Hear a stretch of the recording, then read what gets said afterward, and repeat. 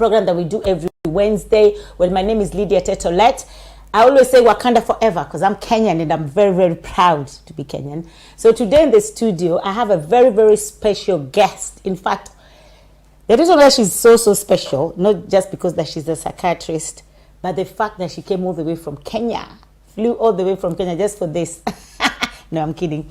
And today, guys, I had to borrow my these glasses. They're not very nice, to be honest, but they're for my producer. So if I'd say anything bad, you take them away from me, and then I won't be able to read. So don't laugh when I look like this. I look like a little mouse. Please, guys, respect. All right. So before we dive in, I just want to introduce my special guest, or let my guest introduce herself so I don't take a spotlight. So who are you, really? Wow. Lydia, I don't know whether I should actually look at the camera. My name is Dr. Susan Gitau. I am a counseling psychologist. I'm also a lecturer at African Nazarene University and the chair of counseling psychology department. I also run a charity organization called Susan Gitau Counseling Foundation. And I'm so happy that today I'm invited on Omega TV UK and actually hosted by one of the most celebrated ladies in Kenya who lives and works here in the UK. Lydia, we celebrate you. Oh, thank you. Oh, that's nice to hear. I hope, say it again so my producers can hear that. Oh, Triple Joe. Yeah, we celebrate Triple Joe.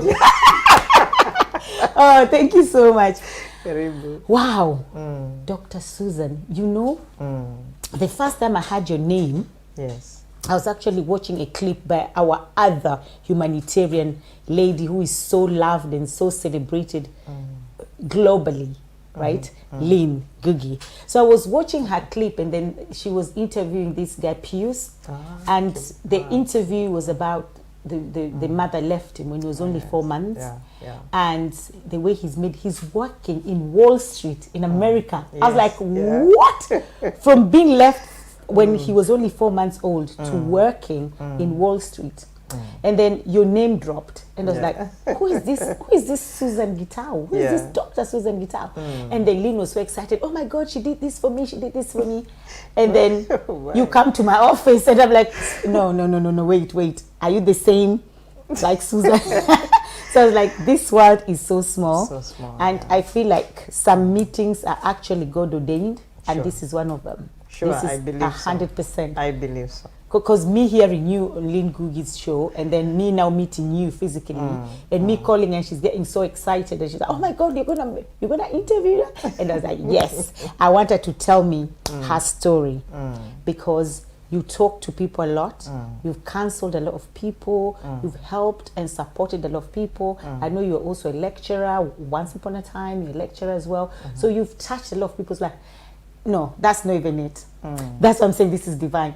You came to my office, and my PA, you taught my PA. Exactly. And so, I looked at her and I was like, this face is familiar. Yes. And I'm like, wow, Luisa, you taught me at African Nazarene University. Oh, it's like, no wow. way. Because we do common courses. Yes. So there's one introduction to psychology. If you want to do trauma counseling, that's my area of expertise. So she came in for that course. I was like, honestly, then the person who makes me meet you is also an alumni of African Nazarene University. Yes. I have a very close relationship with my students. Yes. And I respect them, and I like to check around where they may be. If I go to any country, I have to look out for my students. And so Fatima tells me, I would like you to meet a lady who looks like you, who works like you. Only for me to come and meet another student who is an alumni member of African Nazarene University. And then Lynn Gugi happens to be your friend. You're also doing the same thing. And Pius Kimathi, we call him AKA Msaidizi, told me the day we met, can I call you my mother? For the first time, I would like to call somebody mom. And I was interested to know his story. And when I heard his story, I had to put him on 1GBS TV, even Citizen TV, and now Lynn. You know, Lynn is big. Yeah, she is. She's a force. Yes, and I'm very proud of that young boy. And when he was actually going down, somewhere I know there's a lot of stuff that was cut off. When he was going down, I actually made a trip all the way to Michigan State University to tell him you did not come here to fail. And I told him you're growing up like any other child. Emotionally, you get attracted to girls. Girls will get attracted to you. But some may not know your journey. So turn around and just see where you're coming from, and don't drop here. Keep moving. And I'm very proud of him, by the way. Yes. And both of them with my son. When my son saw him in our house, he was very excited because I have brought up one son alone, the one that next week I'm going to celebrate him at Derby University.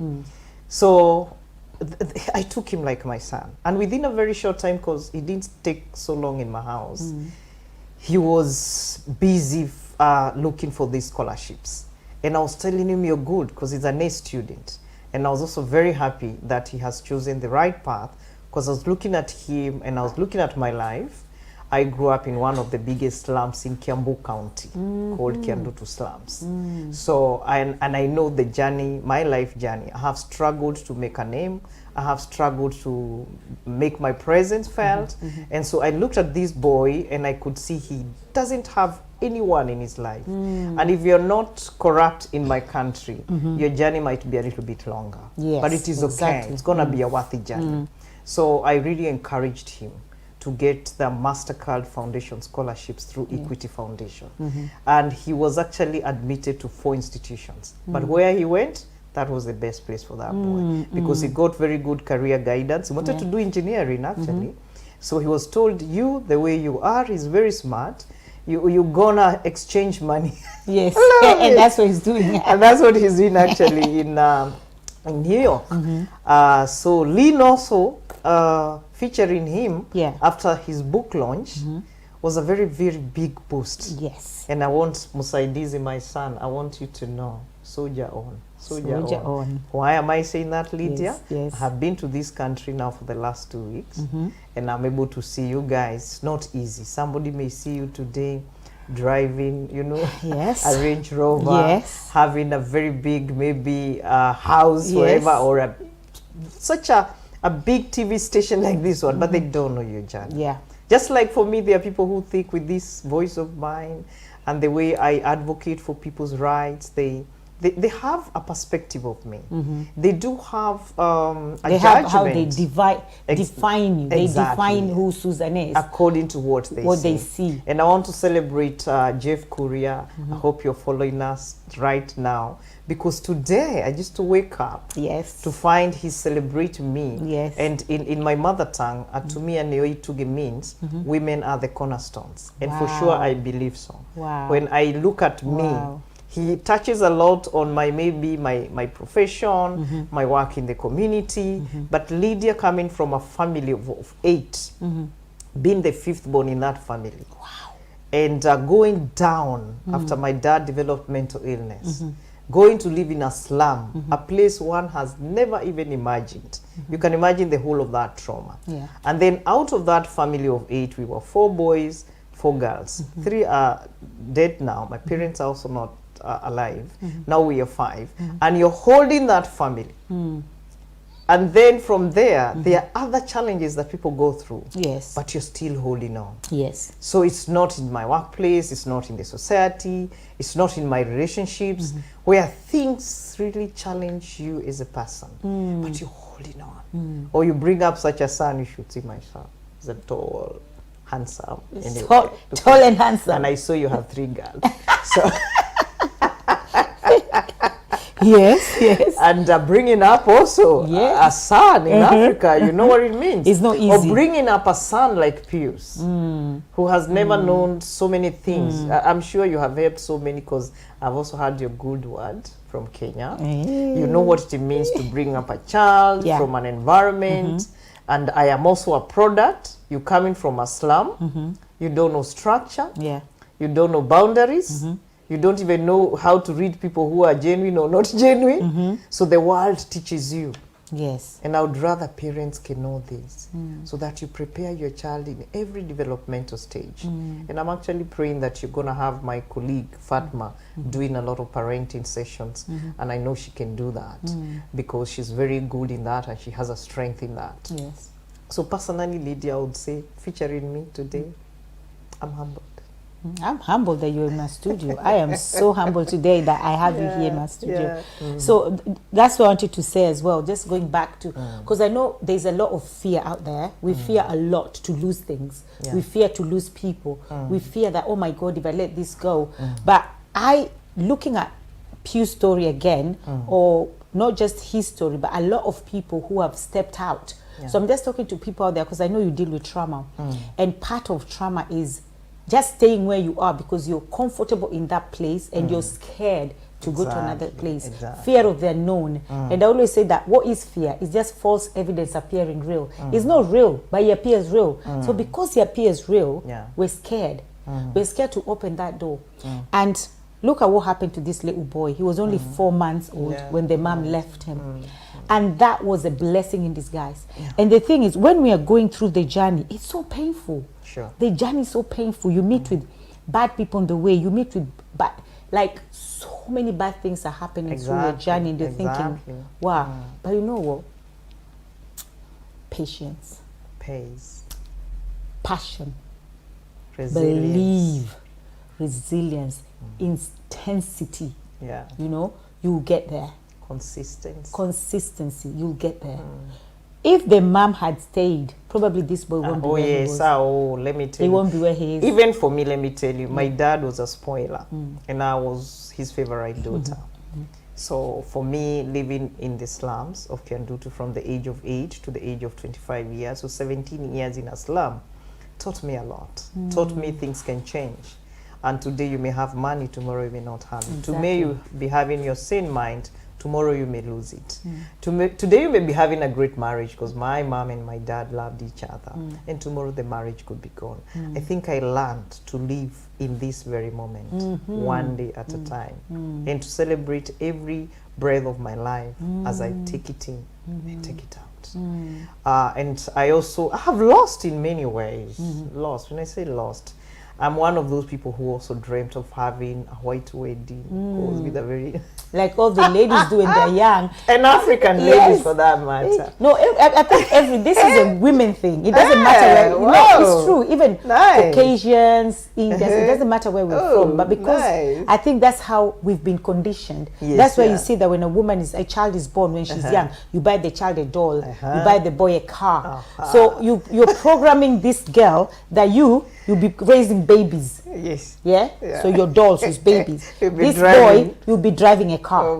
So that's why now when we are older, because it's been instilled in us that your doll, so you just want to carry that doll, but you don't want to carry that doll because you want to get married, because it's always, I want to get married, I want to have a white wedding, and then we see TV things happening. So we were like, I want that. You remember Miles and Booms? I don't know if you read the Miles and Booms. Oh my God, I know St. Anne's alumni will be watching. Leo King from Kiambu, that's where I went for my high school. And we never used to have a single book, Mills and Bones, in the library. No. And sometimes you could go and find, Sister Claire has borrowed that book. And like, sister, you say, sister, you're talking love? How? And you know, love is what drives the world. Yes. So, like, I'm talking about a lot of things. Like for Pius, he's not the subject here, but he's a son I truly celebrate. And many other sons. I have many other sons. If they were here with me in the UK, I have another one called Kabundu Jr. If you Google that, Paul Wangari, and others right now who may not come out as motivational speakers, but they are out there making a lot of difference. We have Francis who are making a lot of difference in addiction and recovery. Many. And even right now, many who are in the university, courtesy of what God has allowed me and blessed me with, and many girls as well. But I have an interest in the boy child. The boy child. Because Lydia, if you find a man who's going to accept an empowered woman, must be an empowered man. Must have been an empowered boy child. So in conclusion, I worry, and especially the trend in Africa, where you want your daughter to be the prime minister, you want your daughter to be the major general, maybe in the army, but who is this man who's gonna marry your daughter? So I think it's a very interesting debate. Yes, that's an interesting debate, because they say that boys have to come to the standard of knowing that this girl that you've married, Yes. she is in this. So what happens is, but you see, that is an interesting debate, not for today though, because there was even another group that people are debating that, people have neglected boy child, and somebody said, who has neglected boy child? Is you as a man, because women are more focused on girl child. They're doing women are doing what they're supposed to do, but what are the men doing? You just sit back and all you do is complain that boy child has been forgotten. So why don't you get up and do something about the boy child? Exactly. Because as much as we're women and we love boy child and we love to train the boy and we like to talk to the boy, there are some things we cannot understand. There's some things that we cannot understand that boys go through, and even if you tell them, it's more received if it's a man who says it. One day I had Robert Bulari. Nice. I had Robert Bulari in my show, and he was talking, and a lot of women joined. A lot of, especially single women. A lot of single women joined, and he was telling us that the balls have to be, I don't know, this side, and a lot of women are, what do you mean the balls have to be on this side? So how would I as a mother know something like that and go and tell my son? Do you understand? So the men should actually step up and take their responsibility as men and start dealing with the issue of boy child. Honestly. But that's not the topic. So let's go back to Suzanne. So I want to go back and start asking you. How was your who is Dr. Susan? Because we know who Dr. Susan is. Because I see what I see. And I define Dr. Susan the way I think I want to define her, or what suits me best. But who is actually Dr. Susan? I would actually say Dr. Susan Gitau is a real woman, down to earth, and I'm me. You find me in the UK, that's me.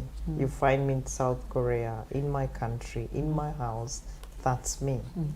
And is a woman that has chosen to use her pain to grow herself, grow her family, and grow her community. Where I grew up in Kendutu, I have adopted a school there since 2008, and I have seen many kids' lives change.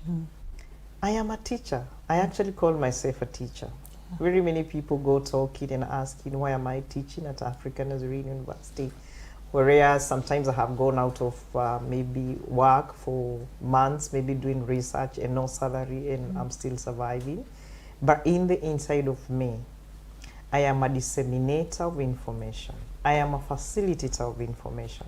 And that's by confirmation that when I teach, and you can see products, you know, a good teacher will always be remembered. A good teacher, students will always celebrate him or her.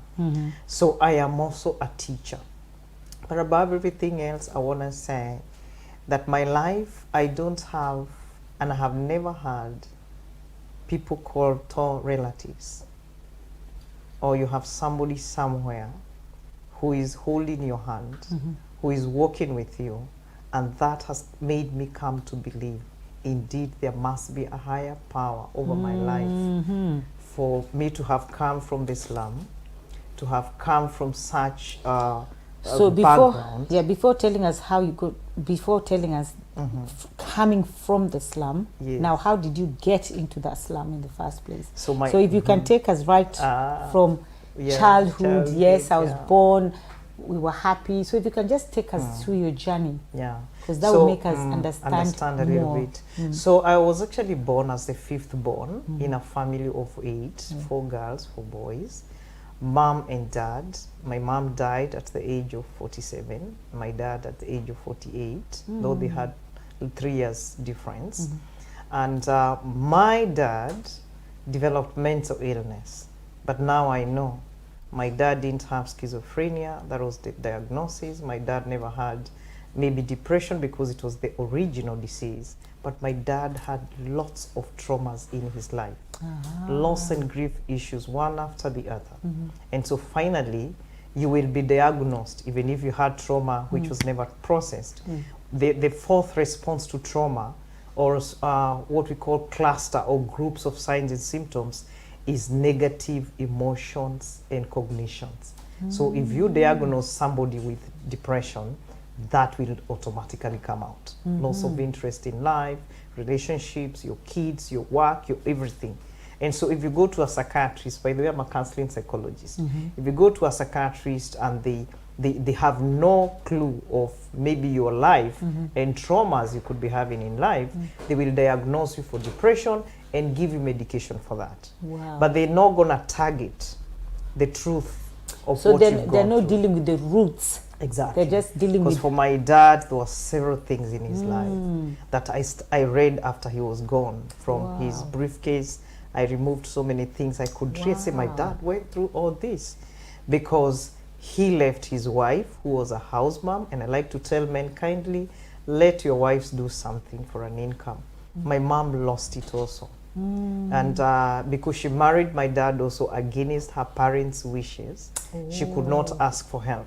And that is how she took all of us to the slum of Kiandutu in Kiambu County.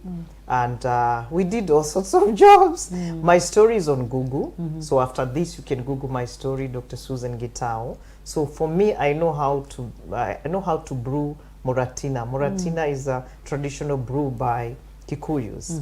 I knew how to pee machanga, and my mom loved when I did it. That traditional whiskey in Kenya. Yes, yes. Because I wasn't drinking it. But I know I missed my father. And I went through a lot of stress and depression in high school. Yes. But I never knew it was.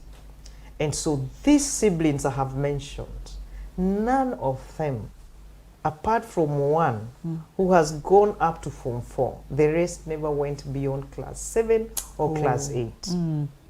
So if you find me with my siblings and I celebrate them, I know you're watching me, John Wanyoike, my brother, I love you so much. You're an amazing brother. And sometimes my security officer and my chauffeur, I love you so much, and your wife, your lovely wife Jane, and her children. I have my sister in Embu, and is a sister I rescued from addiction, deep addiction. I celebrate you, Elizabeth, and have a younger sister that I took up and brought up with that brother I have mentioned, Rose Nyambura. She's my mentor spiritually. She's our intercessor for the family. Okay. So you can imagine now, Lydia, that kind of a family background.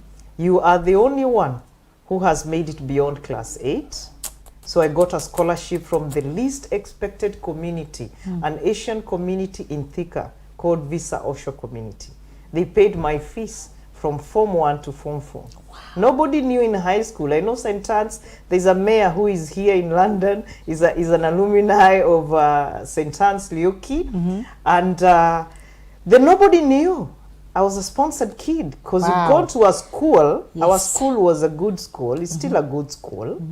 And I'm like, I can't tell these people I come from the slums. Yes. So Lydia, I was quiet for 4 good years. Ooh, 4. you were quiet. Quiet about my story. Quiet. That is what trauma can do to you, like you're saying. And maybe if I told my story, some students could be helping me with soap. Maybe. That's the thing again. Maybe if I told my story. Go back to fear. Fear, yeah. Maybe they could have helped me with some biscuits like this one. Yes. Because they could eat biscuits. Me, I have nothing to go and buy from the canteen. And so I'll go hide at the corner of the field. I was visited only twice by my late sister. Oh dear. Because even getting the fare to come there, I couldn't. Was a problem. So it was a family that went to the same church that used to pick me from Thika and take me back to school. So again, that's good. Because I don't think I would have afforded even the transport. Yes. So I had well-wishers in my life. So you are a girl, Lydia, in a slum. And of course, I don't think I was that ugly. So, and you have survived. You have survived the boys. Yes. You have survived whatever every other girl is doing. Yes. Then I made it. I went to the University of Nairobi. Wow. And how did I get there? I never wanted to study bachelor's in education. Although today I know I'm a good teacher. But my teacher told me, Susan, you come from such a poor background. Don't just choose any career. In Kenya, choose teaching. Because they'll employ you before you even graduate. Exactly. Really? Lydia, that happened. Wow. So I filled B.Ed, choice 1, choice 2, choice 3.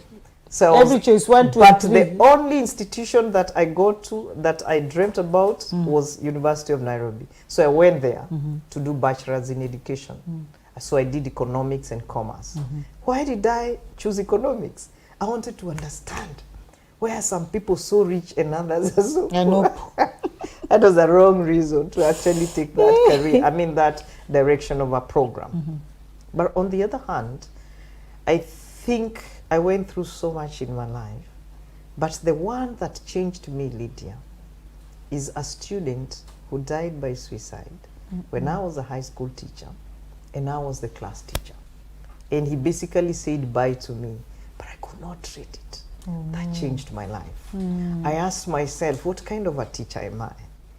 That I could not know that this student was suicidal. And I said, God, give me one day a chance to study a course that can make me understand people's behavior. Then he made me remember my dad. I said, what if somebody was there for my dad? He would have been helped, because if you have trauma, you only need to be helped if it's possible. If an incident happens in life, immediately you get psychological first aid to reduce the intensity of psychological damage. Then if from there the symptoms do not come down, you get a therapist who works with you so that the damage does not sink deeper. And so I said, I think somebody must do something, and that person must be me. Exactly. And so a lot has happened in my life. I have done a lot of work, even in my country, Kenya. And I love Kenya, by the way, Lydia, because I could have refused to live here. As you see, there are good networks. Yes. But I have done a lot of work in Kenya. I have worked with the police, encouraged them to speak out. And I had to pick one person, because I have told you, when you don't have very good network, sometimes you just need one believer. Yes. And so in the police, I had one person who believed, and that was Kanyeki Gitau. So I picked one, and a lot has happened in the police department. In the military, is one Major General Wino. Right now, he's the High Commissioner to Kenya in Uganda. So he also believed in me. And we did a lot of changes in the military as far as mental health is concerned. Yes. So I've even traveled to Florida, Orlando, just to go and get a report for the Veterans Affairs medical center there, so that I can come and bring it back to Major General Wino. And we talked, and I have done a lot of free work. Today they are on their own. It's in the police department. Go there and find there are very many counselors in our Kenyan police department. In 2018, Lydia, I received calls right, left. So I was awarded. That was on my way to the US. I was awarded as one of the Mashujas from my county by the president that was Uhuru Kenyatta. I missed his handshake. What is Mashuja? Mashujaa means heroes. Okay. So in Kenya, the Heroes Day, we celebrate people today who have made a mark. Yes. So I was celebrated. Wow. And I was like, this is touching. Just like today, Jeff Kuria maybe didn't know I was coming here because he's just put me there celebrating great women. The I saw how shocked you are. I was shocked. Yes, I saw how shocked you are. Yeah, because we've also done a couple of radio presentations with him, and especially on different issues, because I do a lot of that work. And most of the people that invite me into the studios in those TV stations or those radio stations, some of them were people I touched their lives in one way or the other. Either indirectly, like you didn't know, like when I posted your name, you know, like we just met here in the UK, and then there are people commenting. So you're like, I follow this person. I follow what she says, and that changes their lives. So I love that. I also love my university, honestly. I tell people, and I'm not joking, that I can never teach in another university. I can only teach in African Nazarene University. Why? It aligns with my values as a Christian. Aligns with my values of community service. We only thrive on 3 C's. Competence, that wherever you do, God was excellent, do it with all the excellence that there is. Second is character. No matter whatever is happening, no matter whoever is doing whatever they have to do, you just maintain that character. Then community is the 3rd C. what difference are you making in the world? Actually, our slogan is what begins here transforms the world. So if it's me as Susan, I have to transform the world. And so I tell people I don't have any other. I'll retire from here. And once I retire, I have my foundation that I will continue serving the community. I like that. What starts here transforms the world. Yeah. Wow. So, and we believe in it. And it's a university that I would say I joined when my colleague that again I had influenced her life. You know, I remember when she was getting a job in that university. I celebrate you, Dr. Jane Gure. I know you're watching with your husband, Professor Gure. And I had, when I was a master's student at Daystar University, I was counseling all my classmates, giving them therapy. Right? Yes. Because I was already an accredited counselor with the Kenya Counseling Psychological Association. So I got to know some of them. And Jane was this wonderful person. So imagine, I don't underestimate anyone, anyone at all. Because Dr. Jane Gure, when she go to African Nazarene University, she made me get engaged with the university even before I got employed there. So she would call me for a night with girls called pajama night. We're just talking issues to do with sex and sexuality, relationships, on mattresses. We're all in pajamas, but we are having a mother-daughter talk. Then there was Africa Ablaze. We used to do conferences in African Nazarene University, even if you're an outsider but an admirer. Yes. And I remember meeting Professor Reed, the current DVC, African Nazarene University, a man of gold. A man that I would say is so resilient, very unique in what he does with his wife in Kenya. And I said when Dr. Ngure told me, Susan, there's an opportunity for you. You'll have to practice. Right? No. I've already started a school. I've already started my counseling practice private. I had resigned from the Teacher Service Commission. And so I said, don't call me here. But she said, Susan, come and you'll never regret. Yes. And I think I followed her word. And I have never regretted. Of course, there are ups and downs everywhere people work. Even in our country, there are so many things that you can say, Lydia, you watch, you're not happy. Even here in the UK. Yeah. But that is what has made me.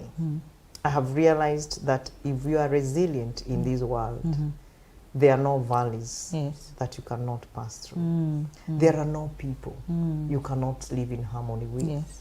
And so I celebrate every single person I meet in my life. I celebrate every single challenge that I have gone through in my life. I celebrate my dad's mental illness today. Why? I'm very passionate about preventing people from falling into serious mental illness. And I began with myself because I have another, that's a story for another day, because I'm coming back to UK. Yes. It's a story for another day. Another day, because whatever I have also gone through in my life, my personal life, if I did not use the same thing I have studied to empower me, I always tell people I would be 6 feet under, but I didn't go. So you did self-empowerment. Exactly. From there, I pick up with my family because every one of my siblings has struggled with what we call childhood trauma. And so you might find someone is an adult, but you find there's something that is not sinking here, and you're able to connect, especially if some of them go tipsy. You're going to hear the stories they're going to talk about. And you're like, oh, he hasn't even forgotten this. Yes. You know, she hasn't forgotten this. And I could see all the signs and symptoms of trauma in them before I became a trauma expert. And so I started using family meetings. And in those family meetings, I would tell God, because these ones, they may not believe what I do. Exactly. I'm going to do it indirectly without them knowing. Yes. And so in our family meetings, I made sure I have walked them through the journey of trauma recovery. And so I have a wonderful family of siblings. We are remaining 5 now that I have told you. And I love them so much. Sometimes you may sit with them, they are making fun. They actually say, we can't believe that you are our sister. You are so high there academically. And here we are, when I'm with them, I am me. And I tell them there was every reason for God to have raised me this way. And I am also very proud that my son has really like I would say, become a blessing to me. Why? He's taught me to be a parent. He's taught me to know that if a parent takes their parenting seriously, you can see your product. With God on your side, I have seen the product of my work and my input with my son. Yes. And I know, like, when I was coming here, he told me, he calls me brown skin.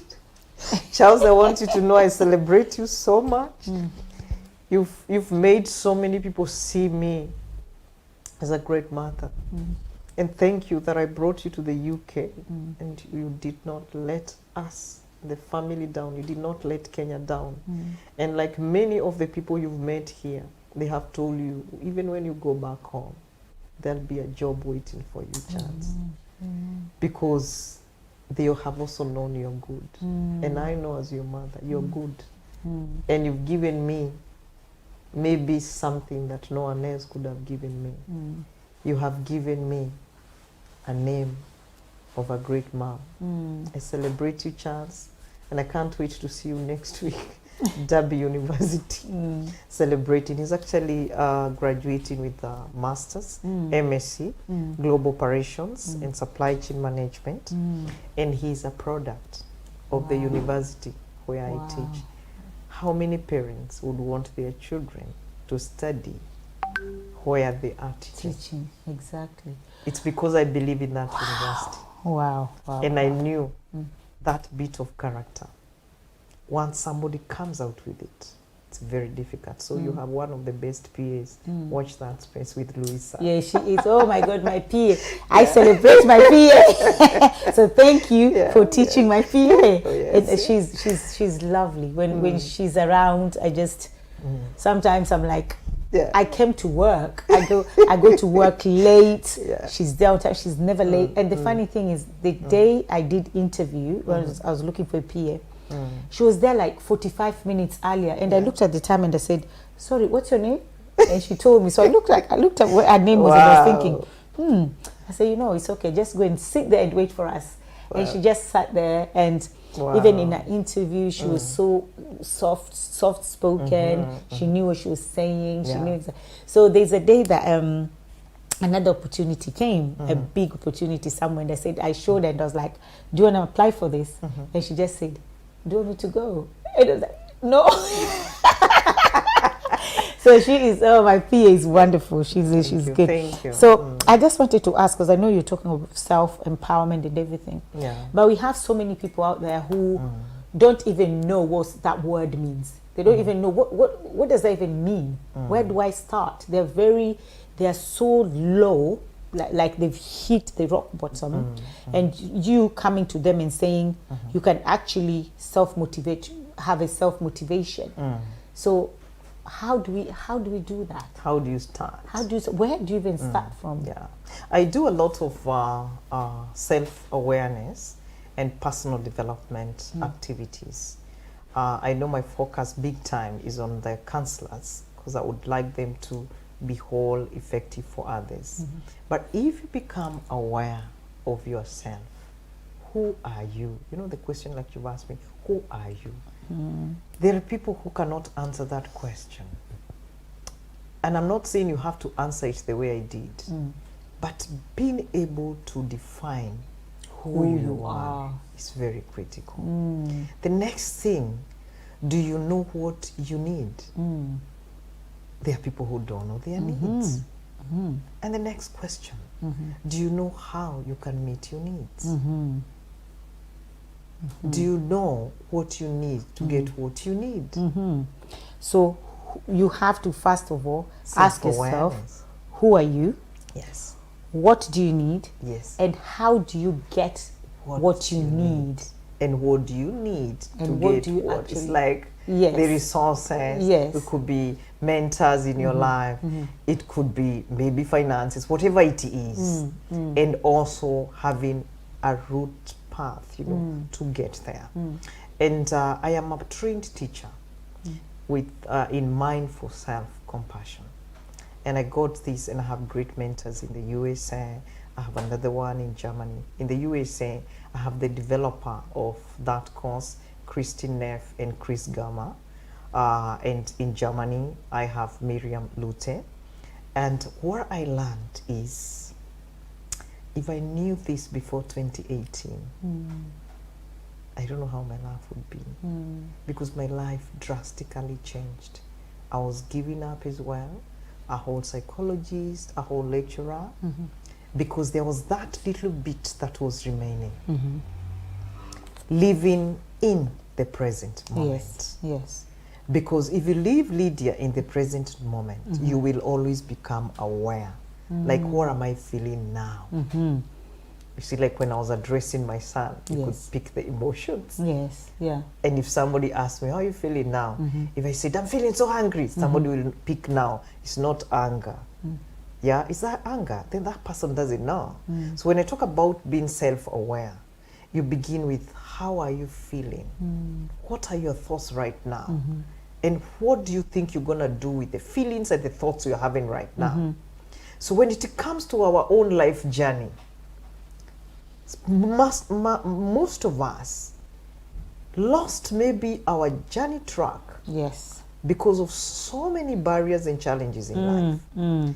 But I want to tell you, Lydia, if each one of us can keep to their childhood dreams, they have somebody walking them through their childhood dreams. God is not a liar and is not confused. Exactly. A child is actually born as a dream. And a dream, honestly, must come true. But there are so many things that can make your dream not to come to fruition. Exactly. So we need to know, what are these things that can happen. Like for me in my life, look at the way I started with a very great dad. You have everything at home. And you get somewhere. Crumbles. Exactly. Let me tell you, Lydia, I have no recollection, very good recollection of my life 8 years and below. If today I came with my son here, he has some memories up from the age of 3 years. He can remember the ECD teacher. For me, I can't remember such. Why? Because trauma comes and settles somewhere in some compartment in your brain that you cannot tell where. Yes. And so what trauma will do will interrupt your everyday life in situations that are triggers, but you don't know, and they will actually become moments of distress, moments of despair. I'm sure you've ever been with people and all of a sudden this person has changed. Yes, they And switched like they switched totally. Exactly. Or they are highly hyperactive, or they are highly reactive, and you don't understand why. So I know there are many things that I personally went through because of my childhood trauma, and I didn't used to connect. And there is also a lot that you can go through because you're living with trauma. And so your relationships also in life could be trauma bonding. Like, why are you a good person and you're getting attracted to abusers? Exactly, exactly. So most people are in trauma bonding relationships. Yeah, and is that connected to the law of attraction? Because the law of attraction, is it connected you are to that? damaged as they are. Yeah. Until you get to know who you are. And so when you get differentiated, you are living in the present moment. We call that mindfulness.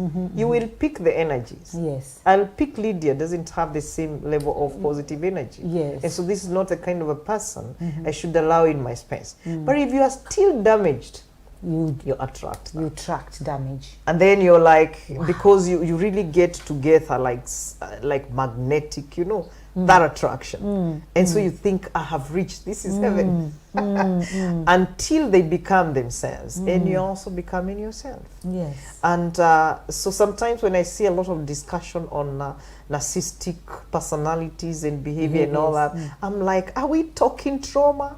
We should go right there.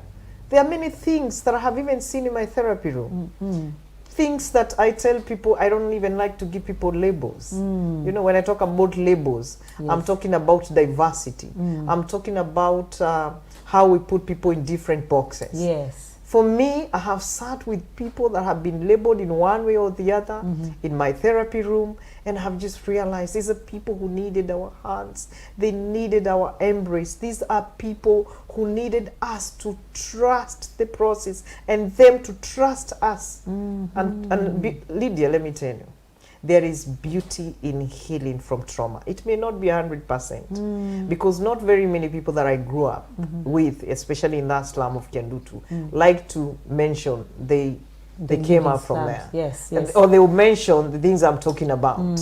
But what do you when you go through that, Yes. you kind of overcome, or you kind of process it, because you can process something, and that is allowing yourself to face the pain. Yes, so that's what I wanted to say. What do you think that is? Because there are some people who, like example myself, when I came to this country, and I've spoken about it anyway, Yes. I actually ate from the bin. Yeah. I ate from the bin, and I was pregnant with my firstborn. So sometimes she calls and said, "Mommy, should I call myself a bin baby?" I'm like, "No, don't call yourself a bin baby." She's a bulldog. Yeah, you don't call yourself a bin baby, because Yeah. they embrace my story, because I've embraced the story. Wow. But then we have other people who do not want to talk about their past. So how do you say that? What would you say about that? Because anytime they talk about their past, they feel like the past is going to repeat itself, or they feel like People are gonna people look are at going you to judge differently. me. I don't want to. I was never poor. I was just born rich. Yeah. But they're actually from the slums, so they were poor, or they have a bad experience. But we have a lot of people with this fake facade, and we just want to wear the fake mask and lie a lot. Honestly. So would you say that is related to trauma, or It is. And I'll always say, if I give my story, you cannot take me to court, you cannot take me to my supervisor. Because when I was between that age of 8 years up to the age of maybe 30 years, Lydia, I could not talk about my past life. No. So denial can be one, intentional. They're not going to know about me. denial? Second, denial can be out of the distress it's causing you, you become so afraid. Like that past is mentioned, you Yes. go into split. Yes. Do you want to go to that corner? No. And that is why we say, in safe hands, in safe spaces, people are allowed to process that pain. Because I had to process that pain through counseling. Yes. I had to say it as it is. I had to say, like I always tell ladies when I meet single parents like me, or single mothers in this case, I tell them, unless you accept you are rejected, unless you accept That's right. that this exactly happened, unless you accept also what was your role and In this. responsibility Yes, in this. yes, Because yes. you're not going to be a dependent personality. Yes. And you're clinging on to someone. And they continue abusing you. And then Yes. you say they were bad. You should walk out at a Yes. point when you feel you can't hold it anymore. Yes. And so, who are you keeping that face for? And I want to say sometimes we live for other people. Yes. Most time we live for other people. And I'm telling you, that's the most dangerous way of living. I'm living for Lydia. Lydia is not in my life. Yes. And so what I would encourage the viewers, kindly seek a therapist.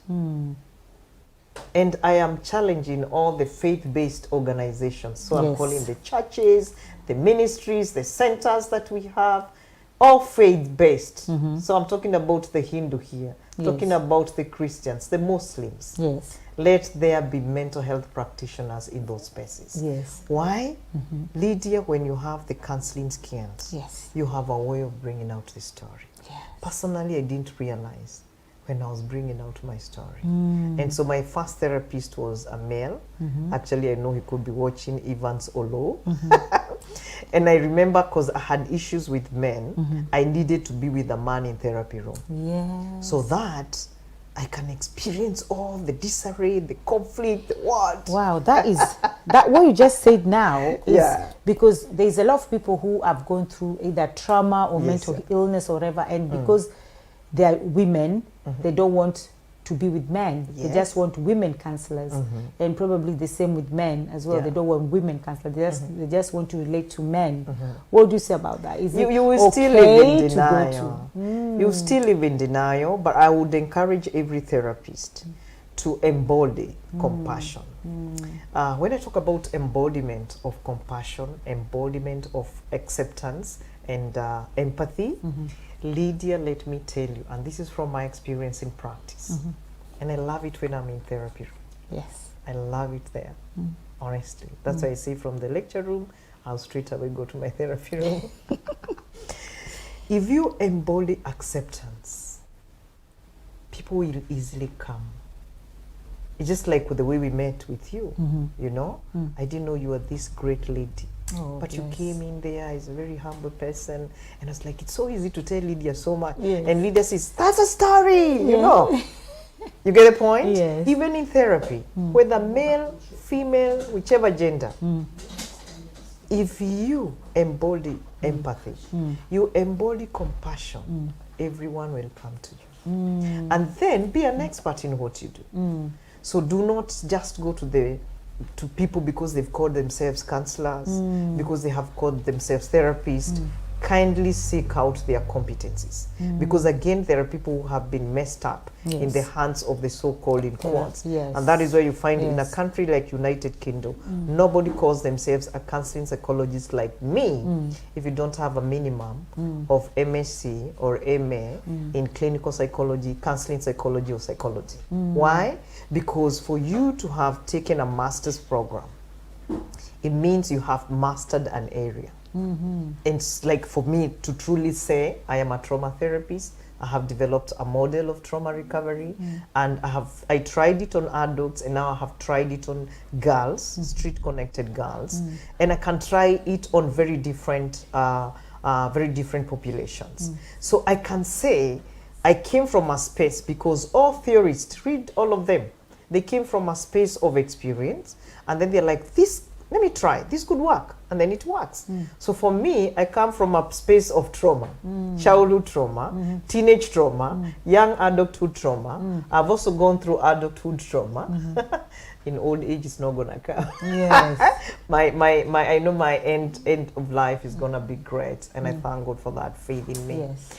And I can tell you, this is how somebody gets affected, because human beings are human beings. Yes. And when I'm mentioning about empathy, putting myself in your shoes, they're not my shoes. Yes. How many people want to get there, Lydia?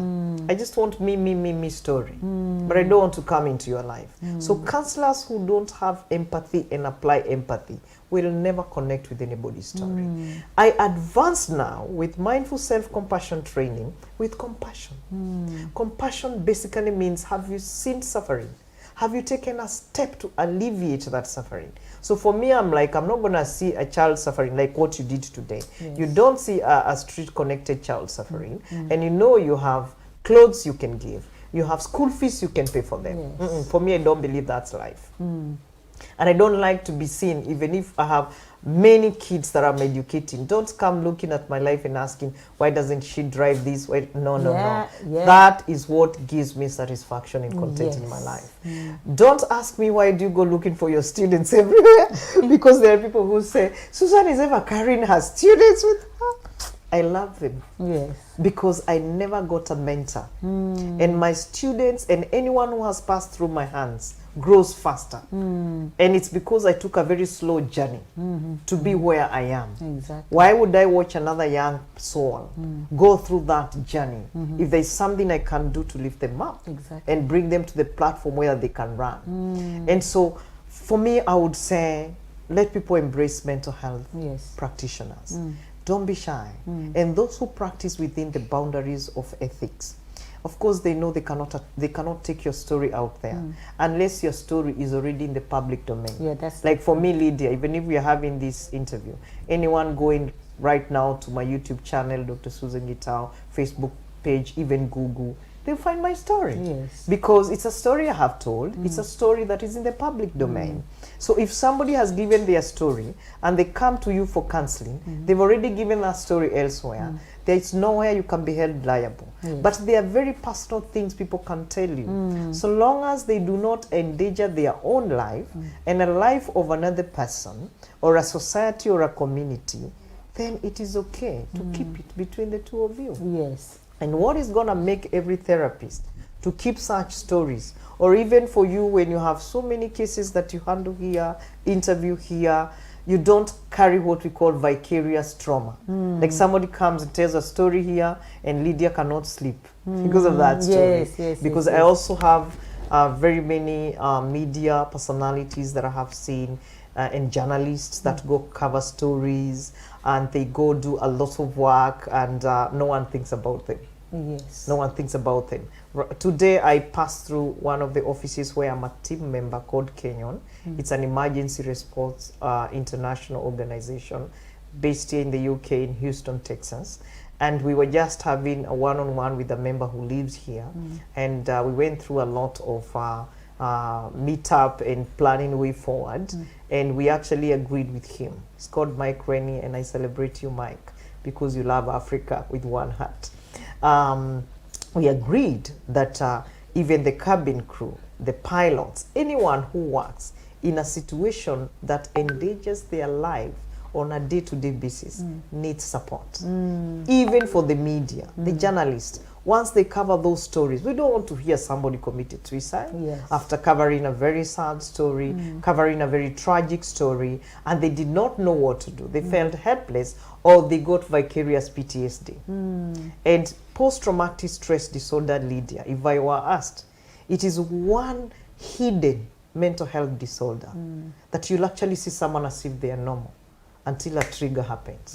Because we say in trauma, the body keeps the score. So you don't know where it hides in your body. So it only needs a word, a trigger, and you go into, you are depersonalized, you are in distress, you no longer know who you are, but you haven't spotted it. So we say, when you're doing trauma therapy, you must touch it. This is what it is. Get to the roots. Like for me, I used to think everybody's rejecting me because I faced rejection. I had not processed that. And so I lived in denial for so long because it can be rejection even from your own mother. Like you see, my mother gets sick also, a disease we call codependency. Your husband is sick, or your mother or your father or whoever is an alcoholic in the family. If you have not been differentiated, you also become like them. So everybody thinks you're also drunk. Okay? And so if you are not helped to get out of that space, people will never know the difference at all. And so you will go infecting other people. Same case with trauma. And I want to give an example of Africa, because I love Africa with one heart. In Africa, we've had so many traumas, especially poverty-driven trauma.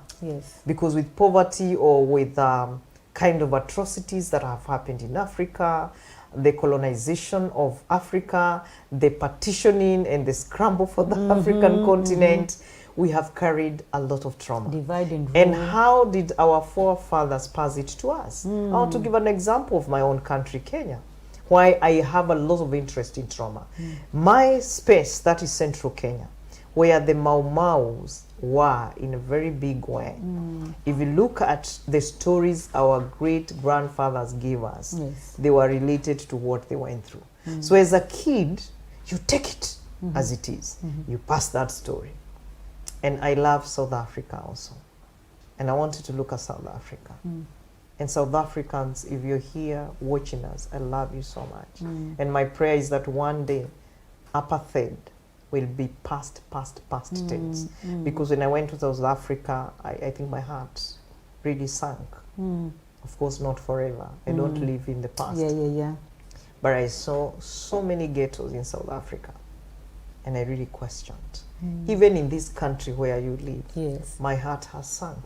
Seeing very old people working in various, like even the railway stations. And I was asking myself, this is a country I admire so much. I think you take care of your seniors very well. Why is that old man looks like 80, 90, still working? But you see, with this country, it's kind of different in every continent. Yes. But most people in this country, they work because they want to, those the elderly. Some of them work because they're bored, they can't stay home. Oh, they don't want to stay at home. Some of them even just volunteer. They don't even get paid. They just don't. Because some of them have no children. I think I found that in America as well. They have no children, they have no husband or wife. or maybe their children don't visit them, so they don't want to stay home. So some of them just go and volunteer and do. I think you're right, because Yeah. in Orlando I found one Yes. veteran. Yes. Wow. Then, Yeah, they then do. my heart now is up. Yeah, It's we up. have. Because I was worried. You know, in Africa you greet people, you Yes. ask them what's your name and all that. Yes. Here you can't. Yes. So now you've Yeah, lifted my spirit. yeah. So, oh no, I can't believe it's time already. I can't believe it's time already. I didn't want this time to finish because this topic is actually, I wouldn't say that it's interesting, I would say it's deep. Because there's a difference between interesting and deep. Okay, this is very, very deep. And the reason why I'm saying it's deep is because we have a lot of people who are in that space right now and they don't even know how to come out. They don't know what to do. You know, some people just live, what do they say, surviving but not living. Oh, yes, because they say, come on, live. They can't thrive. live. They're just surviving and they're in the same space. And somebody once said that this is something that people say that time is a healer, but I said I don't think time is a healer. I think your mentality is a healer. Exactly. Because we have people who have been in the same spot for 20 years. They're always just rocking their chair like this. They did this to me. They say this to me. My husband, my wife, my children. You stay They're still there in the same place 20 years later. And we have some people who are there just 3 months later and they're done. So it's mental state of mind that is a healer. It's not time. Time is not a healer. But we're coming to an end of this. So I am so happy today I was with you. But just for your last remarks and chap, not too long. What would you like to say to people out there, especially the people who are in slums right now? So I want to tell you, if Susan made it, you can also make it. I want to tell you, when you go through very challenging situations, kindly turn them into opportunities. If there's one thing I'm very proud of today, is having gone through all what I went through. My childhood trauma has made me a very real expert in trauma healing. My own challenges in life, relationships, name it, workplace, they have built my resilience. And above all, I think I have become more of a compassionate person and have become a global citizen. Because when you have compassion, everybody means so much to you, because you're connected in one way or the other with the suffering in the universe. And if you embrace everybody, you will find that everything that God created was beautiful. There's something beautiful in each one of us. Celebrate everyone that you find along your way. Thank you so much. I wish you can come here next week again. Oh God, I wish you can come here next week. But anyway, thank you very much everybody for tuning in. Stand out, speak up. And remember guys, do not fit in, stand out and speak up. I'll see you again next week on Wednesday, same time. And before I go, I always say thank you for my producers for making me look so beautiful. Today my producer even gave me water. Last week she forgot. Today she remembered. So thank you very much, darling. And what we always say, it can only be God. Until then, love you guys and see ya.